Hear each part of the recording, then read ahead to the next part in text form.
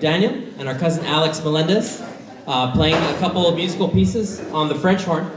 And they're going to play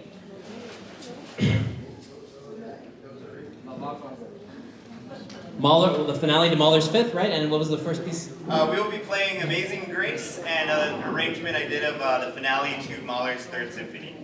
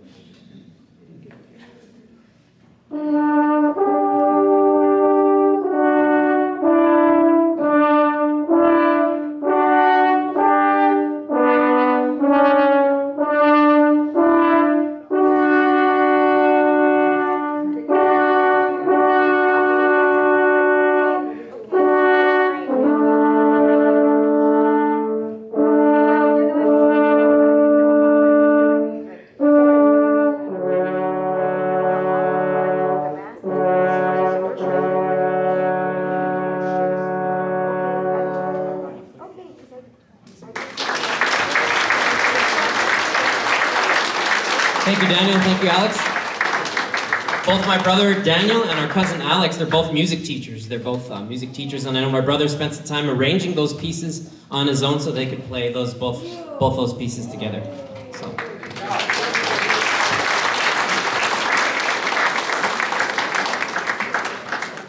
Next, we'll have Samantha Davalos singing Ave Maria.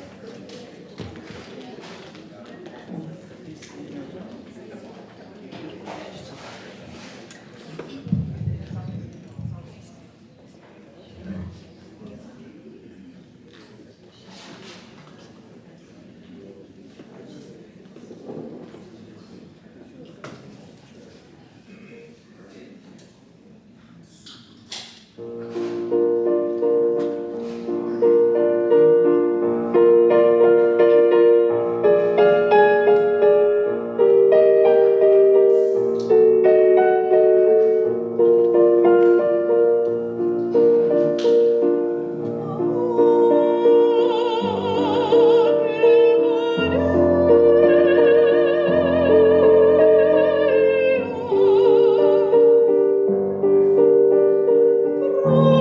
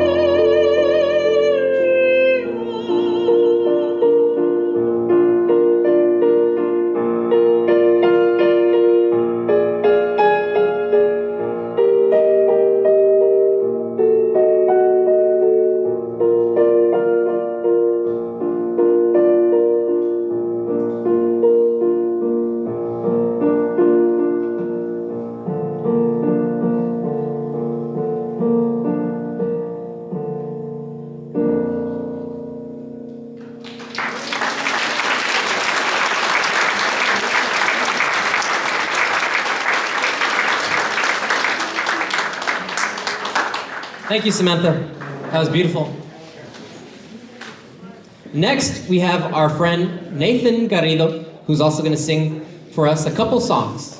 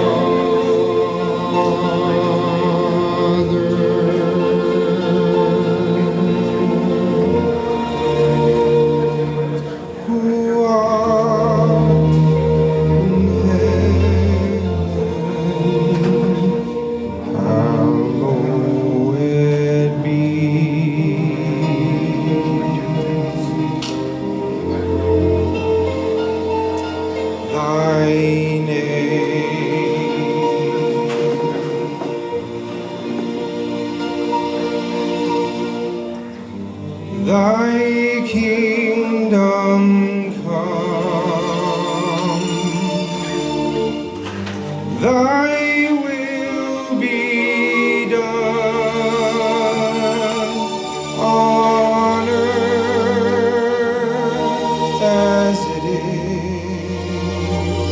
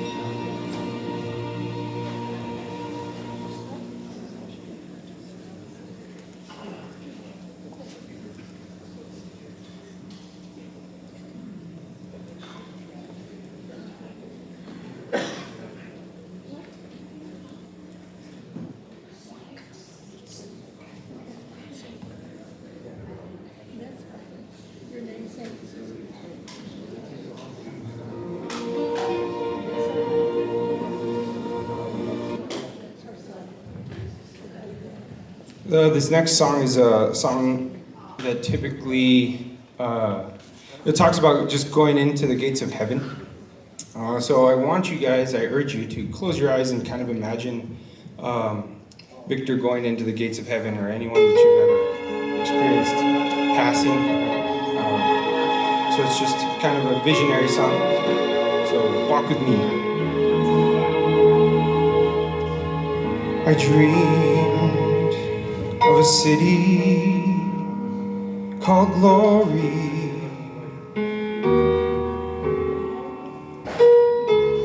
So bright and so fair.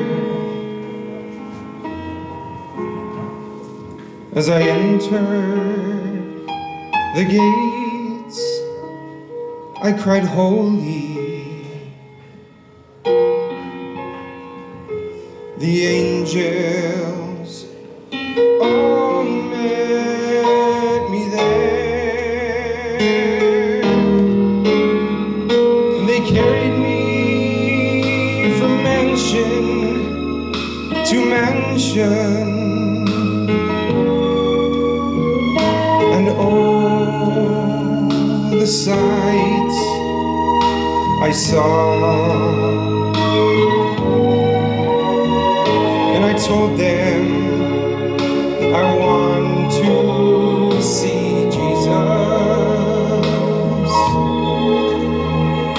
the one who died for all. I bowed on my knees and cried, holy, holy, holy. I clapped my hands and sang glory,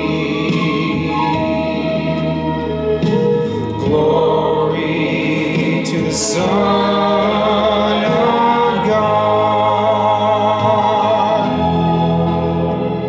As I entered the gates of that city, my loved ones, they all knew me well, and they carried me down the streets of heaven. The scenes were too many to tell. I saw Abraham and Jacob and Isaac, spoke with Mark, sat with Timothy.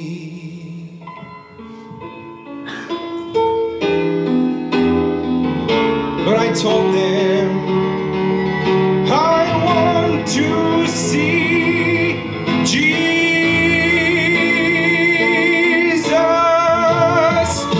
the one who died for me. I bowed on my knees and cried, holy,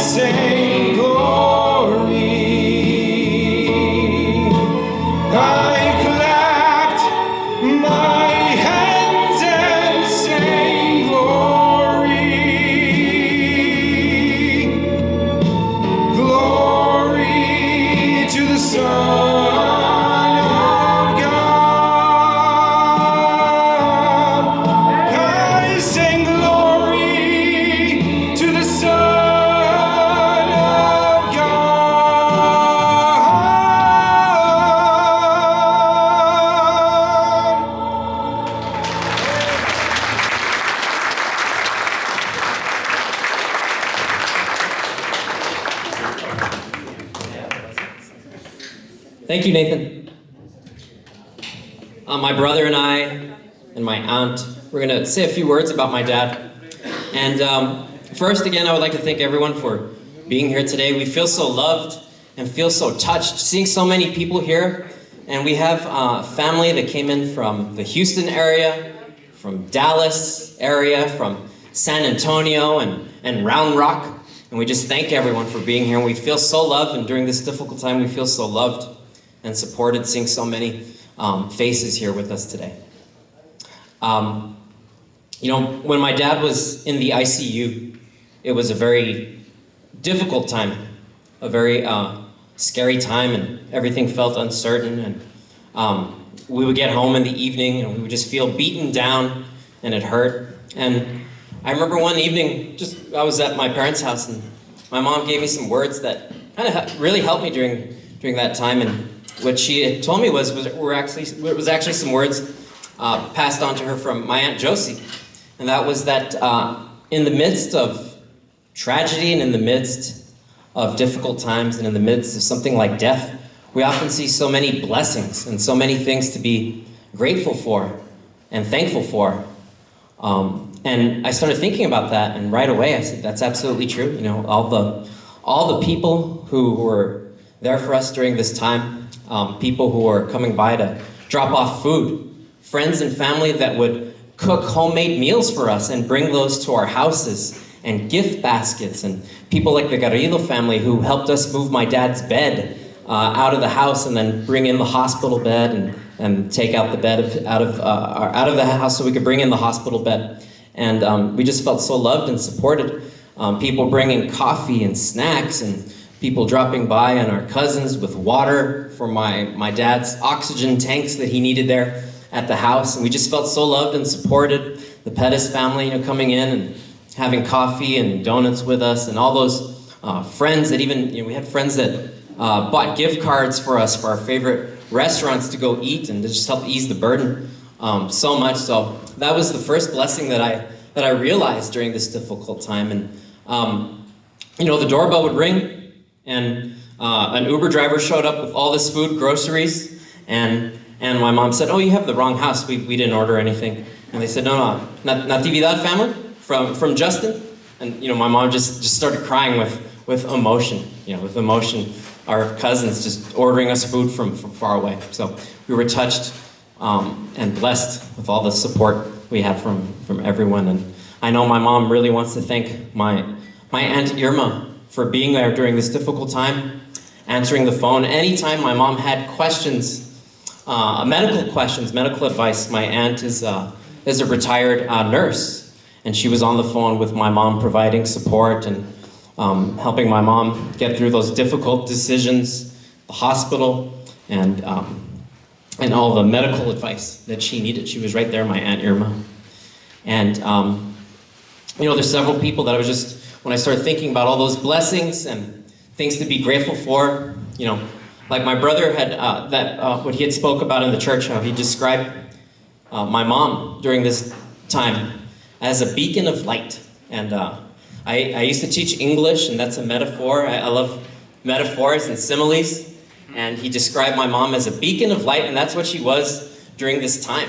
For us, for my dad. When my dad started to get sick, she was taking him to the doctor, listening to what the doctor had to say, asking questions. You know, my mom's very old school. She takes out notes and paper and writes things down with pen and paper and starts writing things down, lists and questions. And if she forgot a question later, she, I forgot to ask him this. And she writes everything down, and she was there with my dad at all of his doctor's appointments. And when he started losing his physical strength in the last few months, where he could no longer prepare a meal for himself, breakfast in the morning, my mom was there helping him, waking up early to be with my dad and helping prepare his breakfast. My dad, he loved breakfast. He liked these big, fancy, grand breakfasts. He would have like cereal and orange juice and coffee and fruit and yogurt. He was like a breakfast guy, and my mom was there in the morning helping my dad eat his breakfast. And thankfully, my dad was able to eat on his own, but my mom was there in the mornings with him, preparing his breakfast in the morning. And when my dad went into the ICU, my mom every day there by his side. And even in the rehab facility where he was working on getting his strength back, and when he was trying to get physically stronger, he was at a rehab facility in central El Paso. Every single day, my mom driving to central El Paso to be there with my dad, to make sure that he had everything he needed to be, everything he needed, and that he was taken care of by the nurses there, and in the ICU as well. Every single day in the ICU, talking to the doctors, talking to the nurses, taking out her notes, writing down her notes. And when my dad came home when he came home with hospice care, the same thing. My mom was there by his side, and not just physically, but the love she had for my dad, holding his hand, telling him how much we loved him and how much we were grateful to have him as our dad, and anything he needed by his bedside, being there for him every single day. So during that time and during this difficult time, my mom truly was my hero. And the next person was my brother, Daniel. He was a hero to me during all of this. He was my dad's personal nurse. There were times where he would go with my dad to doctor